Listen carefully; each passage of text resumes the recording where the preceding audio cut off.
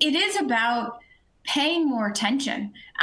We have these things, there are employee resource groups where different groups at Microsoft get together and speak about their lived experiences and find support from one another.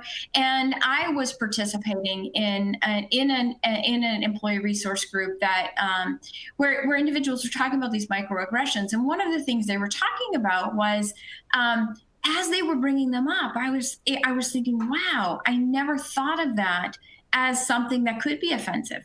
Just in maybe in the language that you use, maybe in the colloquialisms that we just have, how that can be offensive to somebody. And so you have to really pay attention to understand where somebody is coming from, and then you have to create an environment where people are willing to speak up and say, hey, what you just said didn't sit well with me, so that you can actually have that dialogue and everybody in the room can learn.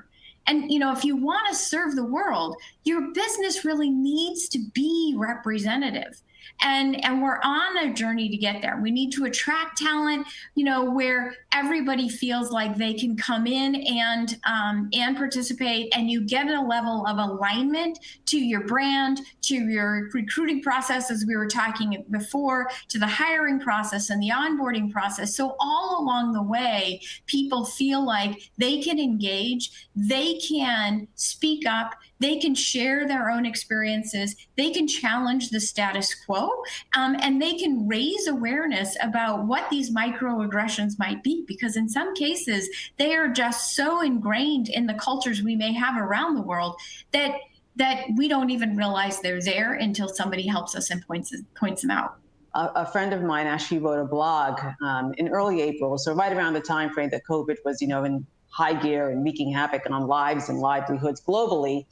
And, you know, she herself is an Asian American woman, and she stated that sometimes she was very well aware of when comments were made consciously, and other times they would be kind of like a hidden insult or a negative assumption. And so, you know, her blog was really around, you know, talking about the underlying things that happen, but more importantly, what leaders, you know, can and should be doing to recognize the responsibility of being role models and really taking some action against some of that, and really being open and honest about, you know, how you do that, right? And recognizing, to Gabriella's point, that we're not going to get it right all the time, but to not recognize and acknowledge it is almost to be complicit, right? They say, you know, silence, you know, speaks volumes.